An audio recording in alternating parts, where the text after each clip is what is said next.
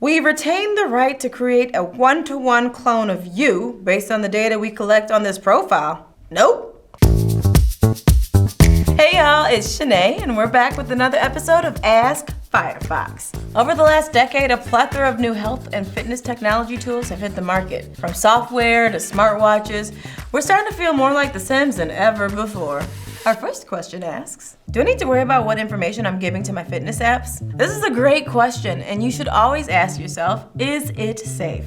Before giving any app or any website your personal information. A recent report revealed that over 61 million fitness tracker users had their health data exposed publicly, when some fitness tracker users shared their data with third-party apps that didn't protect it very well. Ooh. You're probably sitting there looking at your fancy Apple Watch saying, well, that could never be me. Well, guess what, honey child? Both Apple Health and Fitbit data were leaked. It's those sketchy third parties that partner with your Apple and your Fitbits that could open up a small hole in what's normally a very secure system. Next question. Are the therapy apps with therapist messaging services safe? So BetterHealth is just one of the most present-day service platforms that popped up over the past few years. Putting a therapist in your pants pocket, that particular pant pocket where your job position, your bank deposits, and your entire social life with your peers also sits. Oh please, what could possibly hypothetically go wrong? Why are there so many P's? A lot of apps out there use common privacy policies that don't necessarily cover the collection of sensitive data. And even when the privacy policy does mention the usage of your private health data, it doesn't always mean they're doing great things with it. Let's take a look at one real quick.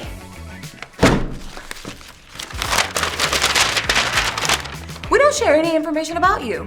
Sure, but let's look at the fine print. Except as described in our privacy policy. Just as I suspected. We do share your information with advertisers, subsidiaries, and parent companies. And there it is. But some privacy practices are more surprising. We allow Facebook to track metadata on messages to your therapist. They do what now? Is that real? Okay. So it says here, not the contents of your messages, but they can track how many messages you're sending and what time of day you're sending them. That means Facebook could know when you're talking to a BetterHelp counselor, which can be highly personal information in the right context. And by the way, it's none of their beeswax.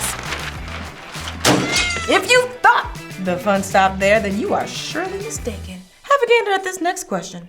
I don't care about embarrassing ads for my skin condition.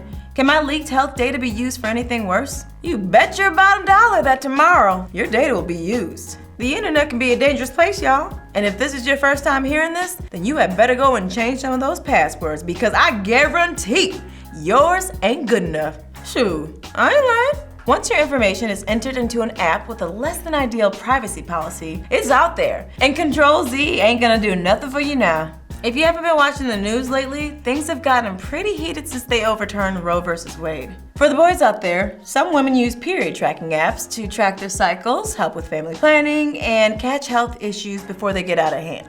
But what we didn't know was that most of these tracker apps, especially the free ones, have privacy policies that don't protect us from the government requesting that data to harass or even arrest us in states where abortion is now illegal. Heck, some of these period trackers don't even have a privacy policy. You might as well just shout out your tampon size from the roof and save them the work. I have a medium flow! How do we keep the data boogeyman from using our precious information against us? Well, if you're a lawyer, I'd suggest reading the privacy policy. They're long, confusing, and designed to trick you. Aha! For the rest of us, just don't give away any data you don't have to. If your blood type is optional in the app, leave it blank.